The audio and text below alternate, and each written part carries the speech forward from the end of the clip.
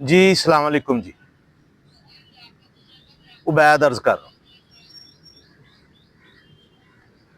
قوموں کی ذہنیت ہوتی ہے، معاشرے کی ذہنیت ہوتی ہے۔ ایک معاشرہ ہوتا ہے کریٹو ہوتا ہے، کریٹیوٹی زیادہ ہوتی ہے۔ جیسے یہ نوبل انعام جو ہیں وہ اسرائیل چھوٹا سا ہے، انہوں نے بہت زیادہ لی ہیں، یورپ نے لی ہیں۔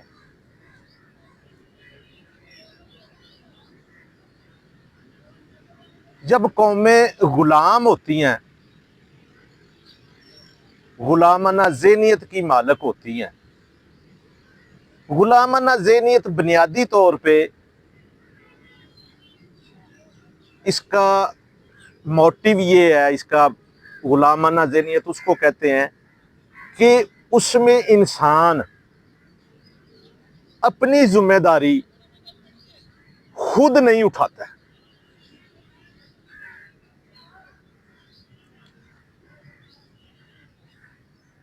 انسان اپنی ذمہ داری خود نہیں اٹھاتا ہے، کسی دوسرے پہ ڈال دیتا ہے۔ جیسے جاب تلاش کرنا۔ اچھا، آپ کسی سے پوچھیں، پڑھے لکھے بندے سے پوچھیں، یا عام یا کوئی گھرانہ ایسا ہے کہ انہوں نے نوکری کی ہے، تو ان سے پوچھیں کہ کیا کام کر رہے ہیں، تو وہ کہیں گے جی ہم جاب لیس ہیں، ہم بے روزگار ہیں۔ اچھا، روزگار وہ کس کو کہہ رہے ہیں؟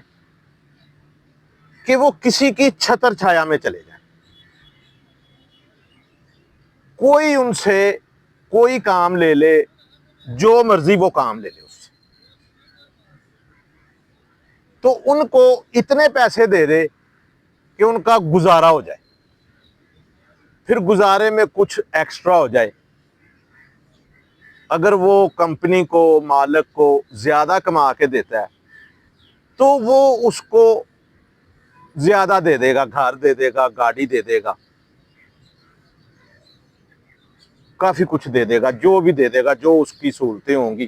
لیکن الٹیمیٹلی وہ مالک اس کو اس میں سے ہی دے گا جو اس کو وہ کما کر دے گا۔ یا مالک کے پاس کوئی ایسا کام ہوگا، وہ کہے گا کہ آپ یہ کرو، تو اس سے اتنے پیسے مالک کو آ جائیں گے، تو وہ اس میں سے کچھ حصہ اس کو دے دے گا جو جاب کرے۔ اچھا، جاب مل گئی تو روزگار ہے، اگر جاب نہیں ملی تو وہ بندہ بے روزگار ہے۔ تو اس کا کیا مطلب ہے؟ یہ قوموں کی تربیت اس طرح ہوئی ہوتی ہے اس میں کہ ان لوگوں کو یہی سکھایا جاتا ہے کہ آپ پڑھو لکھو اور پھر آپ جاب ڈھونڈ لو، جاب ڈھونڈ کے آپ ایک گھر بنا لو، تو گاڑی لے لو، تو آپ کا گزارا ہو جائے گا، آپ کے بچے پل جائیں گے، آپ کو روٹی مل جائے گی۔ اس سے آگے نہیں وہ سوچتا، وہ زیادہ سے زیادہ یہی سوچتا رہتا ہے بندہ کہ میری تنخواہ بڑھ جائے، میری سہولتیں بڑھ جائیں،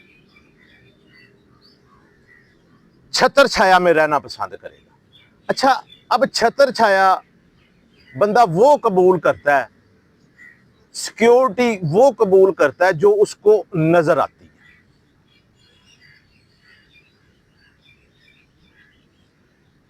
اللہ تعالیٰ کی چھتر چھایا قبول کرنا یہ ذرا مشکل ہے، کیونکہ الٹیمیٹلی وہ آپ کو بہرحال فزیکلی نظر نہیں آ رہا ہوتا، وہ آپ نے محسوس کرنا ہوتا، اس میں کچھ تکلیفیں ہوتی ہیں، کچھ مسائل ہوتے ہیں، یہ ہر انسان برداشت نہیں کر سکتا۔ یا اس طرح ہوتا ہے کہ اس کی تربیت اس طرح ہوئی ہوتی ہے کہ مشکلوں سے سامنا کرنا اس کی فطرت میں، انسان کی وہ نیچر میں نہیں رہتا۔ جو لوگ مشکلات کا سامنا نہیں کر سکتے، اور جو قومیں मुश्किलात का सामना नहीं कर सकती, मसाइल का सामना नहीं कर सकती, तो वो आहिस्ता आहिस्ता गुलामाना ज़हनियत की मालिक महकूम कौमें बन जाती हैं। जब वो महकूम कौमें बन जाती हैं तो इससे होता क्या है? इससे असूली तौर पे माशरे का, कौमों का इखलाक तबाह हो जाता है। जब आप सोचने की एक रेशो है, शऊर की सतह, उसकी बुलंदी पे पहुंचने की बजाय आप रुक जाएंगे ना उस पे, सोच पे, अकल पे, फिक्र पे, तदब्बर पे पाबंदी नहीं लगनी चाहिए, इसकी आज़ादी होनी चाहिए। जब इसकी आज़ादी पे पाबंदी लगेगी ना, तो नफ्सियाती मसाइल के बाद उसके नताइज में कौमों का अखलाक तबाह होता है। अच्छा, जब ये अखलाक तबाह होता है तो इसके नतीजे में आपके माशरे में नजूमी पैदा होते हैं, जिनको आप 10, 20, 50, 100 रुपया दे के वो आपको लाखों करोड़ों के ख्वाब दिखाते हैं। वो आपको बताते हैं कि जी ऐसा हो जाएगा, आपकी लकीरें ये कह रही हैं, जायचे बनते हैं आपके। कम ज़रफ़ लोग आगे आ जाते हैं, नाअहल लोग आगे आ जाते हैं। जैसे सियासतदान हमारे माशरे में हम पे हुकूमत कर रहे हैं ना, तो आप खुद अंदाज़ा लगाएं कि ये किसी तरक्की याफ्ता माशरे में ये हो सकता है कि एक बंदा नहीं है, सारे सियासतदान हैं, जो सारे ही हमारे लीडर हैं, वो 50 साल से एक ही वादा करके बार बार हुकूमतें ले रहे हैं, 30 साल से एक ही वादा करके बार बार हुकूमतें ले रहे हैं। और मज़े की बात है कि लोग उनको डिफेंड कर रहे हैं, उन्हीं को ही डिफेंड कर रहे हैं, उन्हीं को ही दे रहे हैं। जो हुकूमत में होता है वो जब उतर जाता है कहता है जी ये है वो है, उसको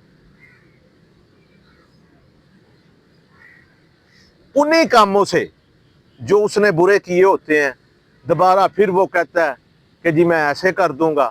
झूठे वादे, झूठी उम्मीदें, झूठी आसें। अच्छा, उनका नहीं मसला है, वो तो अपना काम कर रहे हैं। मसला ये है कि लोग उनकी बात मान रहे हैं, उनके पीछे नारे लगा रहे हैं। इसका क्या हल है? इस पे फिर आगे बात करेंगे जी। अस्सलाम वालेकुम।